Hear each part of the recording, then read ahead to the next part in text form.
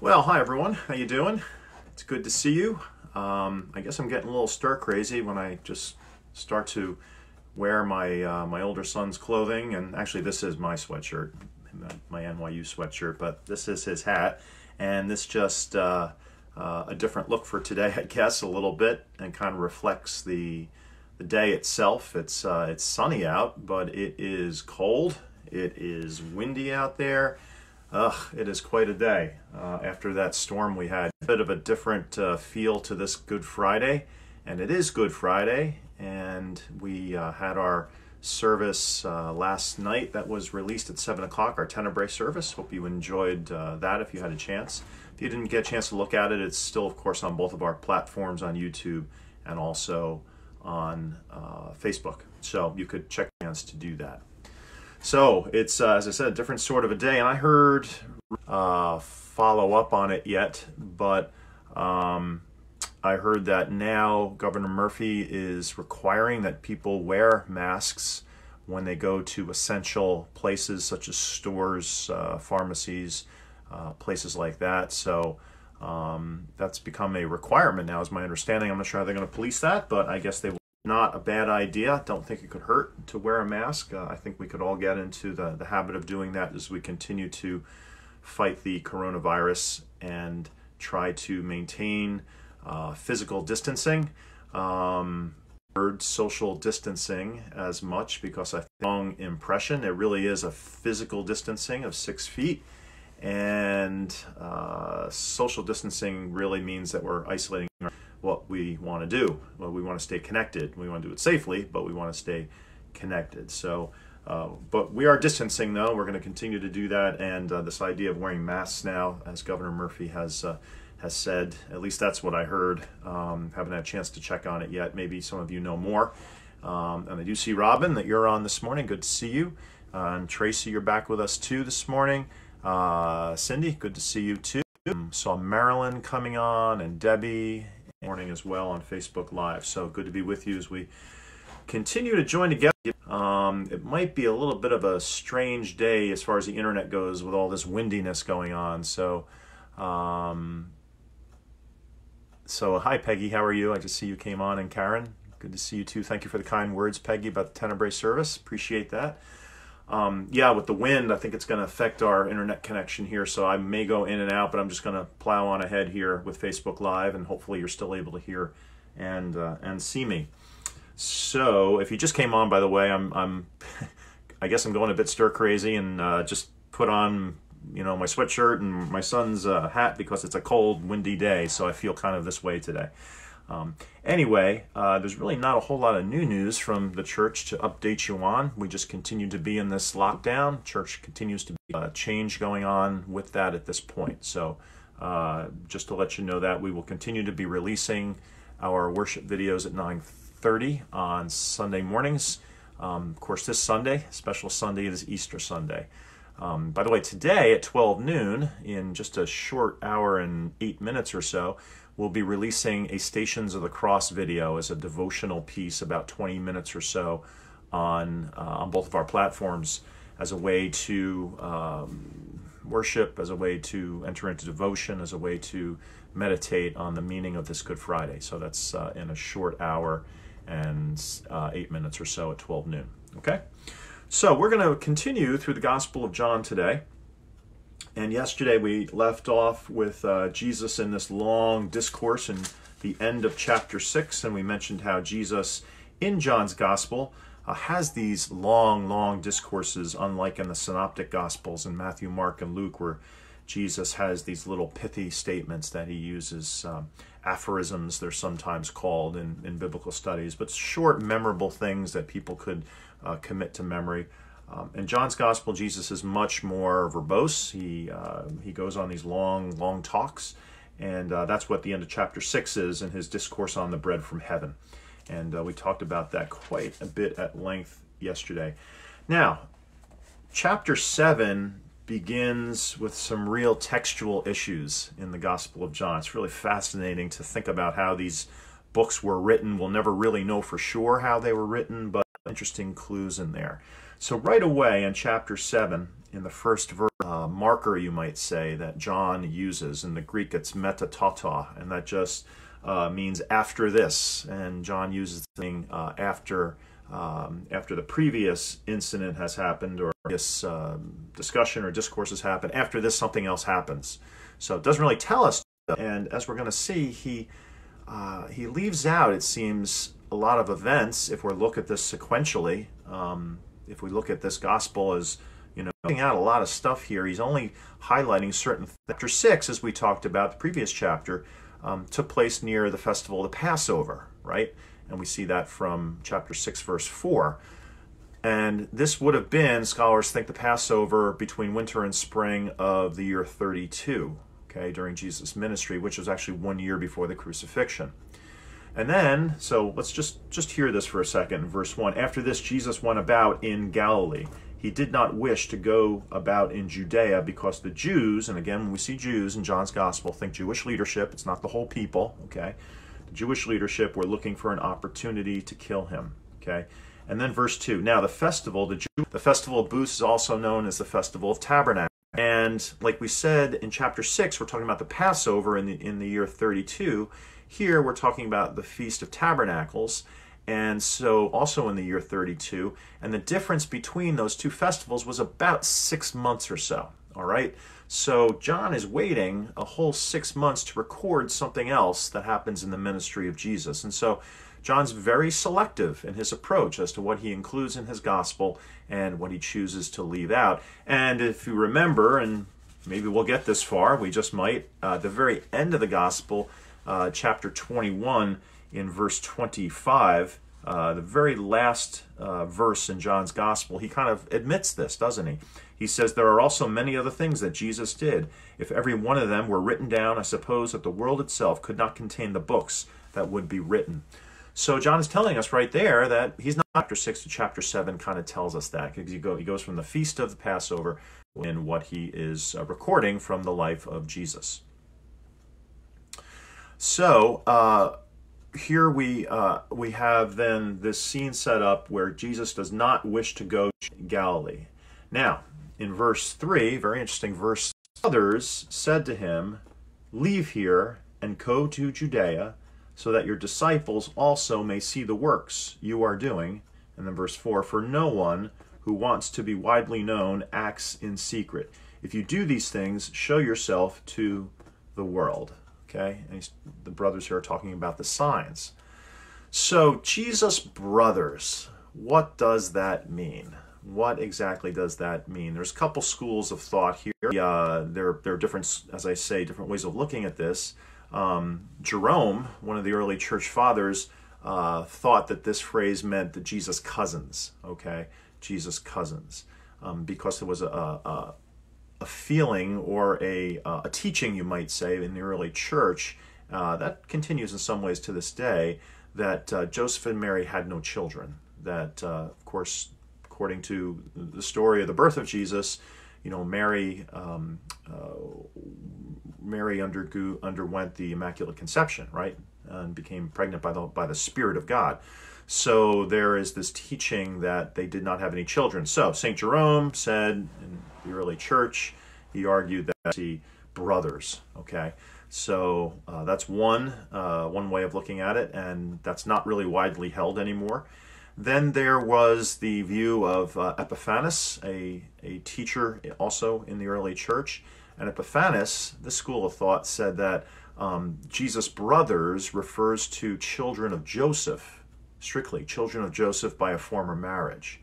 Again, a bit of a stretch, isn't it? There's really no evidence that took place in Scripture. But again, this is something that scholars have talked about and early teachers in the church talked about.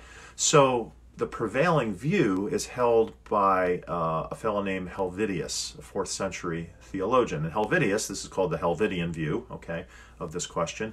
And it's the one that's basically is that we're talking about half-brothers here, in essence. That when you see Jesus' brothers, these are the children that were born to Mary and Joseph following Jesus' birth. So Jesus being the oldest, these would be his younger half-brothers. Okay, and that's sort of the prevailing view. it any way you want to, I suppose, but when you see that term, Jesus' brothers, that is likely what we're referring to here. Okay, so his brothers said to him, "Leave here and go to Judea, so that your disciples also may see the works you are doing. For no one who wants to be widely known acts in secret. If you do these things, show yourself to the world." Okay, show yourself to the world is what. Okay, show yourself to the world. And there's this whole thing about doing things in secret as opposed to doing things outwardly, right? So this whole thing that the brothers are saying to Jesus, it could be disciples who had deserted him back in the end of chapter 6. Remember, some couldn't handle that teaching when Jesus said, "You have to eat the body and drink the blood of the Son of Man if you want to have life." And some disciples said, "I'm out of here. That's too much for me." And so maybe this is the brothers saying to Jesus, "You may want to try to win back these lost disciples." It could also indicate that if Jesus is going to move forward with his messianic claims, that he should do that in Jerusalem and not in Galilee, because Galilee is kind of remote and not a lot of people are going to hear his teachings. And that might fit better actually with the following verse that we're going to take a look at in just a moment. But again, this isn't a misunderstanding. The theme of misunderstanding comes up again. Jesus' brothers don't understand the true nature of what he is there to accomplish, the true nature of his mission. He didn't come as a royal Messiah, right, who was going to overthrow the hated Romans, as we often talk about. He's a different type of a king. The brothers don't quite get that just yet, and there is a parenthetical as for not even his brothers believed in him. Not even his brothers believed in him. He would later come to believe, it would seem, if we trust the book of Acts in the first verse, the first chapter in the 14th verse. Seems like the brothers eventually did come around. Now, again, going back to verse 4, though, no one does anything in secret when he himself seeks to be publicly recognized. Right? You don't do things in secret. So this is kind of the brothers saying to him, look, if you're going to perform these signs to authenticate yourself as a Messiah, you should do them in Jerusalem, right? Because Jerusalem, according to tradition, is where the Messiah would appear, not in Galilee. So this is what is being said here. All right. So what's Jesus' response to this? Jesus said to them, has not yet come. My time has not yet come, but your time is always here. Jesus is always talking about his time, his hour, when he is to accomplish the things that he was supposed to come to accomplish. We talked about him being lifted up, right, which has a literal, which is today, but also has a metaphorical meaning, right, of being lifted up following the crucifixion and on the day of resurrection on Easter. And he says, works are evil. Go to the festival yourselves, he says in verse 8. Go to the festival yourselves, he says to his brothers. I am not going to this festival, for my time has not yet fully come. I am not going to this festival, for my time has not yet fully come. After saying this, he remained in Galilee. Seems pretty adamant. He's not going to Jerusalem at this point. His time has come, he says. Variant. And remember, when I talk about variants, this is just another version of the same scripture. Maybe not, and scholars have deemed it's not as maybe as credible or as authentic, but this particular textual variant, from what I understand, is pretty authentic. And it inserts the word yet in verse 8, where it says, go to the festival yourselves. I am not yet going to this festival. I am not yet going to this festival, which changes the meaning slightly and helps us if we then look what happens in verse 10, okay? When Jesus actually changes his mind, it would seem, right? So let's read on to verse 10 and see where this takes us. Verse 10 then says, but after his brothers had gone to the festival, then he also went. So he decides to go too. Not publicly, but in secret. So the phone will stop ringing. I apologize for that. But in secret it says, okay? So Jesus is going to the festival despite what he said. And again, like I said before, that variant, which inserts the word yet in verse 8, might help us here. I am not yet going to the festival. So at the time, when he's talking to his brothers, he wasn't yet going to go. But in verse 10, he decides, well, maybe I will go. I'm going to go to Jerusalem. You can see how the different texts of Scripture produce so many different questions as to what's really going on here and how these things all come together, which I find pretty interesting as to how that might be. So he goes in secret in verse 10, and a debate will evolve between Jesus and again the Jewish leadership. So let's read on and see what happens here, and we'll get eventually to verse 14. Again, let me read 10 though. But after his brothers had gone to the festival, then he also went, not publicly, but as it were in secret. The Jews were looking for him at the festival and saying, "Where is he?" And there was considerable complaining about him among the crowds. While some were saying, "He is a good man," others were saying, "No, he is deceiving the crowd." Yet no one would speak openly about him for fear of the Jews. Again, fear of the Jewish leadership. Okay, then verse 14. We'll move on with this. About the middle of the festival, Jesus went up into the temple and began to teach. So he does go up to Jerusalem. It's sort of to what he said earlier about not wanting to go to Judea because the Jews were looking for an opportunity to kill him. He goes to the festival and he goes into the temple, into the synagogue, and he begins to teach. He makes no attempt to remain in secret once he gets there. He makes himself quite out in the open, quite conspicuous. And so this would have us believe maybe that going up in secret doesn't mean sort of a literal understanding of going up in secret, not hiding or covertly or anything like that. But he didn't go up with the rest of the pilgrims. He didn't go up with the rest of the crowds who would have gone to this Festival of Tabernacles, many of them traveling together in caravans and whatnot. Jesus went up in a different sort of way. Maybe he knew his time hadn't yet come and he didn't want to instigate or initiate, maybe is a better word, Palm Sunday and the triumphal entry into Jerusalem where the crowds welcome him and want to make him king and so forth, as we talked about last week. So he does, though, go into the synagogue here after arriving, sort of in secret, and then he is very public once he's there. The Jews were astonished at it, meaning his teaching. The Jews were astonished at his teaching, saying, "How does this man have such learning when he has never been taught?" Then Jesus answered them, "My teaching sent me. Anyone who resolves to do the will of God will know whether the teaching is from God or whether I am speaking on my own. Those who speak on their own seek their own glory, but the one who seeks the glory of him who sent him is true, and there is nothing false in him." Okay, this is a sort of a offering here in response to the Jews, Jewish leadership who were questioning him, his authority, his teaching, and so forth. So in verse 15 or so through verse 18, as I say, question his authority. But Jesus says he doesn't teach from his own authority, but he speaks on behalf of the one who sent him. If Jesus had claimed his own authority, as you know, rabbis often did, or said he didn't need a teacher, he would have been discredited, because rabbis always cited authorities. They were constantly quoting authorities, their teachers perhaps, for all their significant teachings and statements. So Jesus has his own authority, he says, though, and that's the Father, he says, who sent him. So, and it's kind of ironic here that Jewish leaders are actually coming face to face with, as John says, the Word become flesh, the pre-existing gospel. In the very beginning, we talked about how Jesus is there from the start. The Word is a part of creation and the way that's done. And yet they treat him here, and they question his teaching, they treat him as an untaught, unlearned person, which is kind of ironic here in verse 15. So it continues then. Did not Moses, so this is verse 19 now, did not Moses give you the law? Yet none of you keep the law. Why are you looking for an opportunity to kill me? The crowd answered, "You have a demon. Who is trying to kill you?" Jesus answered them, "I performed one work," and that one work he's referring to is the healing of the paralytic on the Sabbath. Remember at the Sheep Gate pool? "I performed one work, and all of you are astonished.